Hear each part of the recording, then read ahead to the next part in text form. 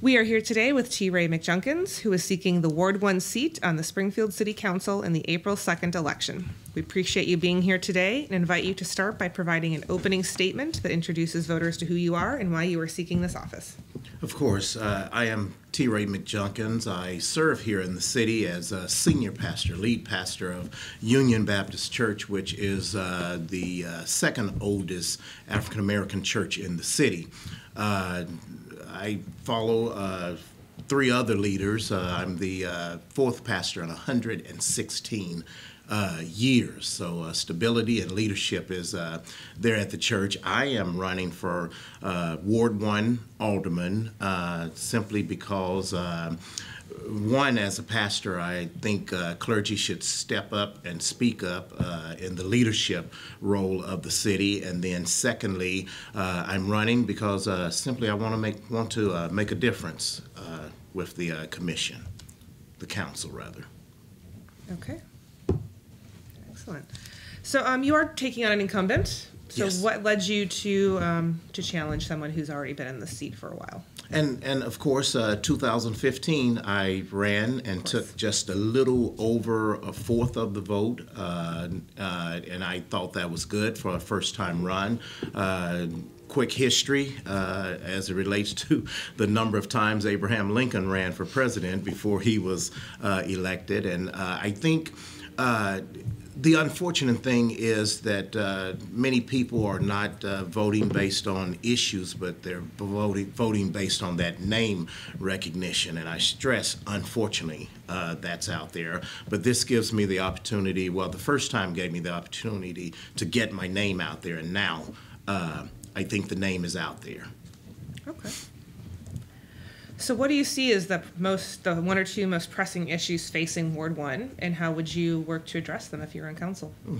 Ward 1 is, without sounding arrogant, is probably one of the better wards of the 10 wards. So you won't find in Ward 1 some of the issues that are in the other wards. And one thing in particular that I see in Ward 1 that I'd like to deal with, and that is more perhaps places for the university students to have to hang out, if it's nothing but a restaurant or somewhere other than on campus.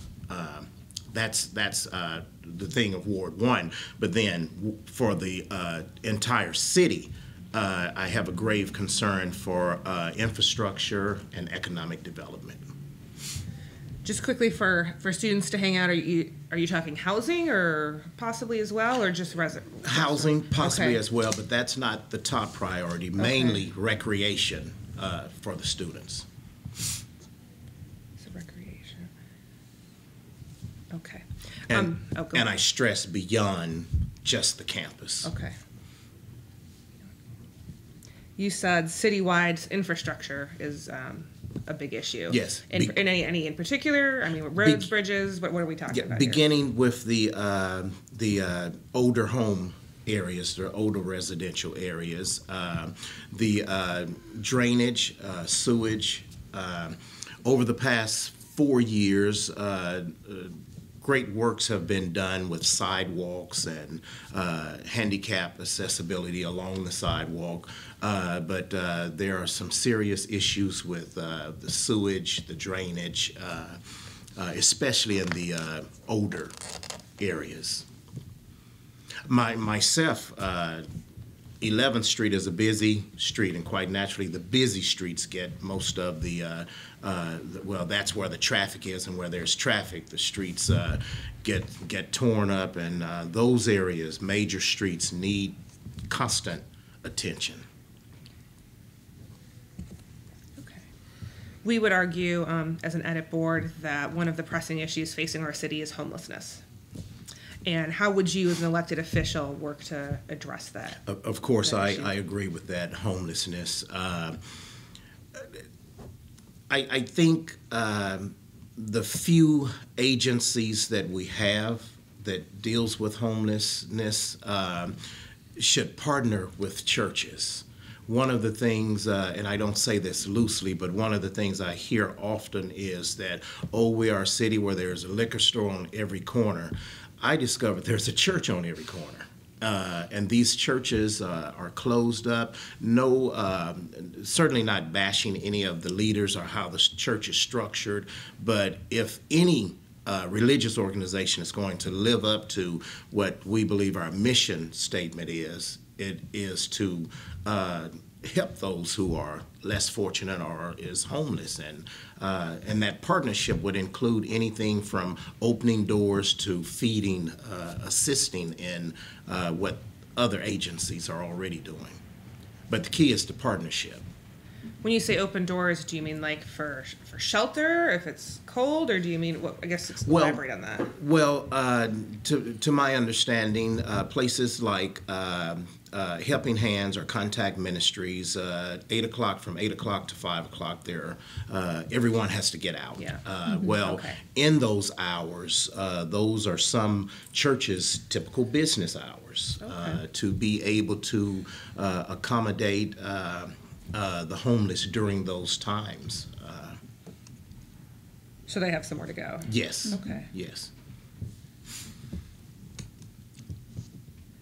One of the other issues we as a board feel the city is facing is the need for more economic development in Springfield. Mm-hmm. How can the city go about attracting businesses? Well, one thing to start with, right now with state leadership having turned over, having new state leadership, first let me defend the city, because if there's no funds there, if we don't have incentives to get businesses or what have you here, then we're kind of tied. But right now, relationship is the key, and city government should have a work on cultivating that relationship with state government to get state funding in. Everything is about relationship. I don't care. You've got to work on that relationship. And now with the new governor, this is a great time for city council, for the mayor to create relationship if there's not a relationship there, and if there's relationship there, cultivate. So funding, state money can come into the capital city. What do you envision the state could, what type of funding could come here to assist Springfield with economic development? Well, there are areas whereby federal funding comes to the state, and then the state disperses that federal funding. Please, I apologize for not having right off my head those federal funds, but in that structure, once the money comes to the state, relationship being there where those dollars can come to the capital city. And not just that, relationship with legislature where bills can be put in position where the capital city can capitalize off of that. What type of additional economic development would you like to see in the city? Additional? Manufacturing, medical, what areas do you think we could attract here to Springfield? Yes, medical is strong. We have a strong medical district. We need to somehow partner with 186, and I emphasize 186 because the other surrounding school districts, Chatham School District as well as Rochester, are what I call strong school districts when it comes to tax money or what have you. But if the city would partner with 186, so 186 can offer more incentives for educators to come to this area. Not just 186, or rather education, but also economic development on a corporate level. Unless you, in fact, 80%, 75 to 80% of my parishioners are state workers. The other small percentage are city workers, and then probably 5% are miscellaneous. And I say that because this is a city where there is really not an industry here.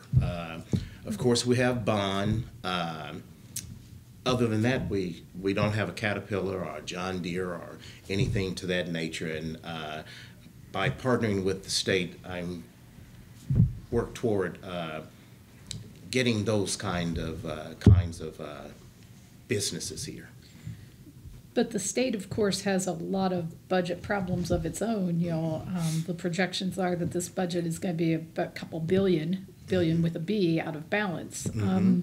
How realistic is it to expect an infusion of state resources? Well, and the thing about a budget, of course, my simple budget does not compare to the state's budget, but the thing about a budget is it's always proposed. We don't have the money. It's right. Working that budget as the money comes in. And everything from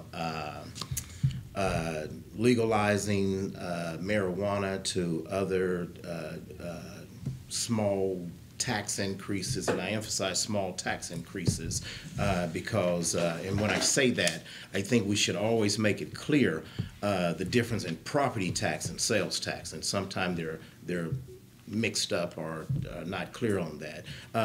Little ways of bringing in funds. But yes, budget, I do understand a budget is always a proposed budget, and that is simply working that budget.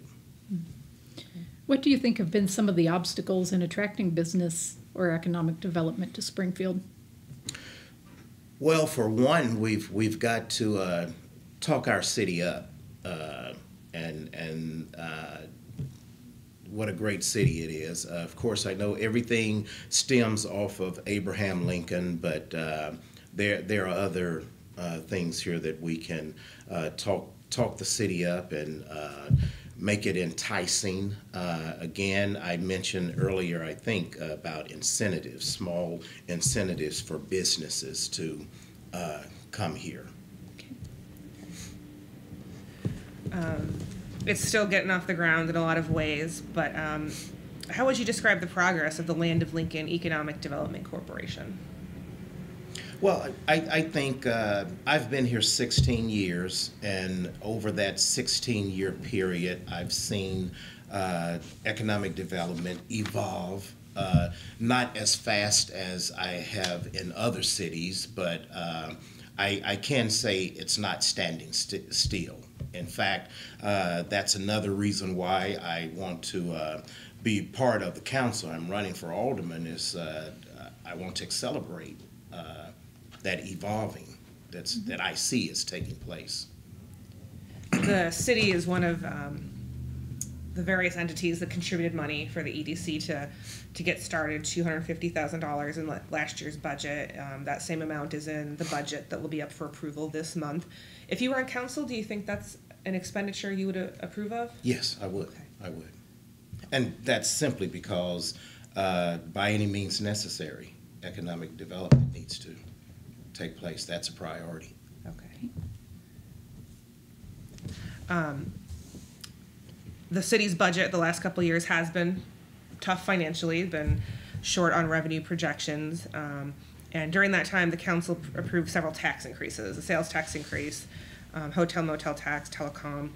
We know you weren't on council at that time, but if you were on council, do you think you would have approved, that you would have voted in favor of those measures? Yes, I would have. Explain. Now, and of course, at this point, I would not vote on more because we've had a consecutive amount of tax increases. But I really ride off of sales tax because sales tax picks up anyone and everyone who comes through Springfield. Travelers just passing through, we reap the benefits of purchasing something in our city. And so that's, in a nutshell, why I would support that. But going forward, you'd be less inclined? Yes, and for the simple reason of giving the citizens of Springfield a breather. For whether they understand the increase of taxes or don't understand, just when you hear, here's another increase, kind of back off a little now. Okay. The city's financial situation is stabilized. You know, this budget year is not nearly as, I think, fraught with tension as previous years were. But if you were a member of council, what type of principles would you rely on as you looked at a budget every year for it to get your approval? Like, what would you be looking for that budget to contain? Well, of course, it would definitely have to be a community-oriented budget, community-minded budget, that it's not all about a group of 10 council persons, but those council persons are actually looking out for the city itself, the people of citizens rather of the city, and of course that takes us back to homelessness and other community services, not just community services, but social helps. Back to that economic development, beautifying our city, not just economic development, but also beautifying our city. Okay. Within our mind, this budget is to make our city enticing and enhancing to want to be a part of it. If nothing else, but those who live in surrounding cities would want to step up and move into Springfield. Okay. Pensions continue to eat up a larger share of the city's budget every year, and certainly an issue throughout Illinois. It's not just Springfield, and there are limits on what municipalities can do to address pensions because the legislature puts on certain restrictions. But what types, if any, pension reforms would you advocate for as a member of council? Well, again, going back to relationships and getting, maintaining relationship, cultivating relationship with the State House, that gives us more leverage with bills that are being brought to the table. And being able to write bills that will be in the best interests of cities such as Springfield. I will say I am a stickler for pensions. After you have worked X amount of years, you deserve. And let's face it, you can't live off of Social Security. That's not a pension. Yeah. And so when workers have done just that, paid their time, done their time, they deserve a pension. So it's not something that you just sweep under the rug. It is something that we have to give constant attention to. There's a proposal right now. The police and fire pensions are the main the areas where I think municipalities struggle. And there's a proposal or a school of thought that you combine all of the downstate pensions into one fund. Because right now there's like 650 funds throughout the state.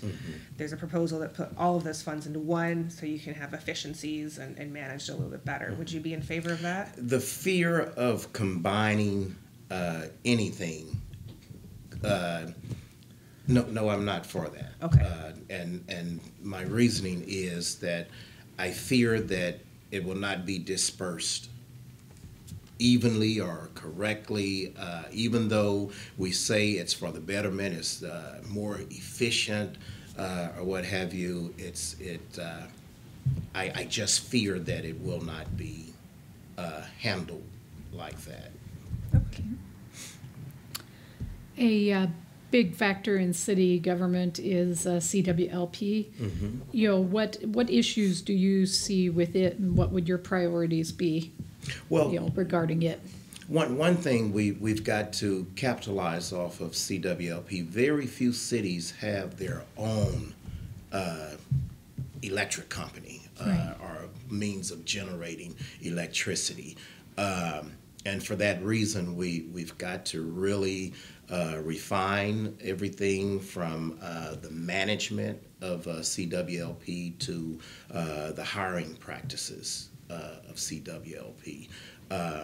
I dare to say not that I'm suspicious of anything, but it's just appropriate to be transparent. Everything on the table. And if that means getting an audit, which of course is more dollars, but it will bring peace of mind to the citizens of Springfield. And if there is anything that's not being taken care of in a good way, we can get on track. You mentioned hiring practices. Are there specific concerns you have? Well, I think citywide, and even though the city of Springfield and CWLP are two separate entities when it comes to hiring, I think both of those should reflect the employment there should reflect the picture of Springfield, and that is women, minorities, all should be there, and not just a particular group of people, whether it's whether it's a family of people or a race of people. The city should reflect, the employment of the city should reflect the people of the city.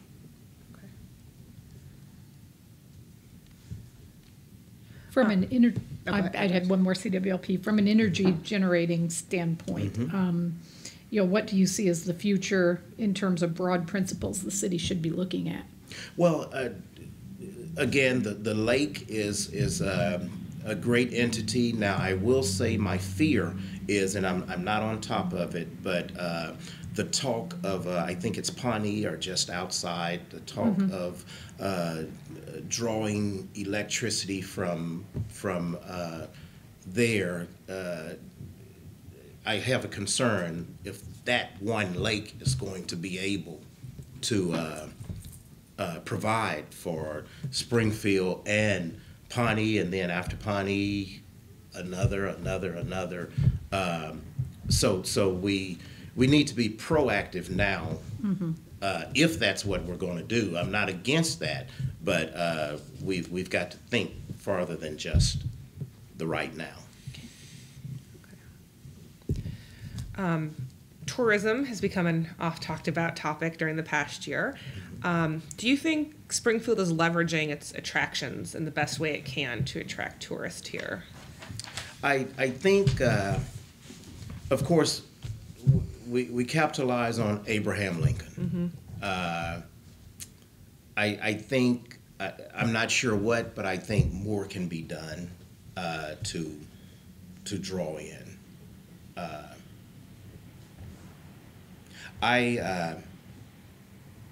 Perhaps something with hotel pricing,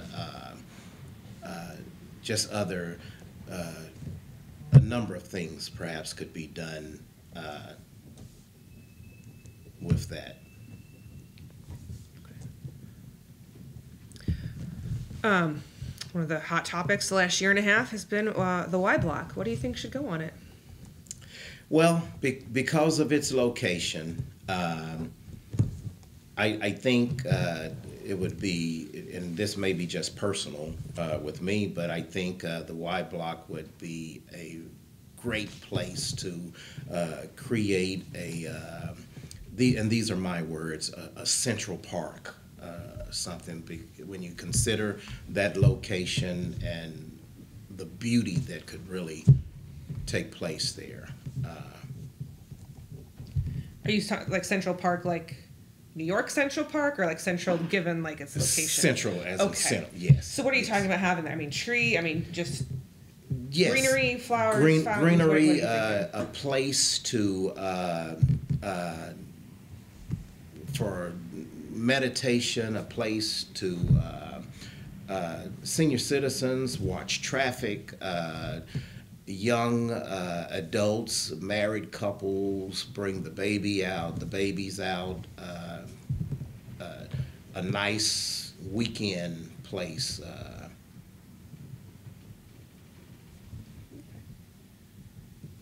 What do you think of the idea that Senator Menard has put forward about bringing in SIU building I love it. to but maybe not necessarily in that spot. Yes, yes. I even thought a bit further, if not necessarily in that spot, but I'm not against that spot, because when you consider development, there are a lot of things that can be developed that my mind has not thought of. So I'm open to the whole concept of developing that area. But I even thought to expand a little further when the question comes up about what to do with Benedictine College out there.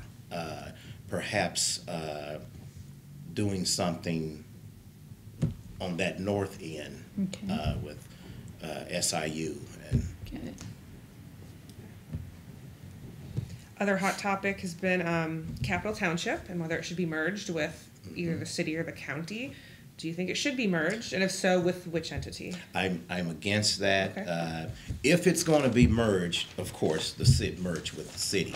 But I don't support mergers because I think Capital Township should continue to function as it is.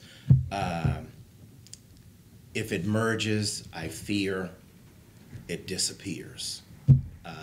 May still be an office in City Hall or an office at the county building, but will its functions continue to be there? Okay. So a recent article in Governing Magazine talked about the persistent, chronic differences between the races in Springfield and other Midwest cities. You had a chance to look at that? Yes, I glanced at that. Of course, Arkansas is my home, growing up down south. But of course, entering the Midwest, racism is alive and well. It's just more institutionalized, more subtle. But the key to racism is talking about the elephant in the room, calling it what it is and not whitewash it. It's going to take more people to come out of the woodwork and talk about it. Many times I'm speaking in terms of clergy and other, these are my words, good people.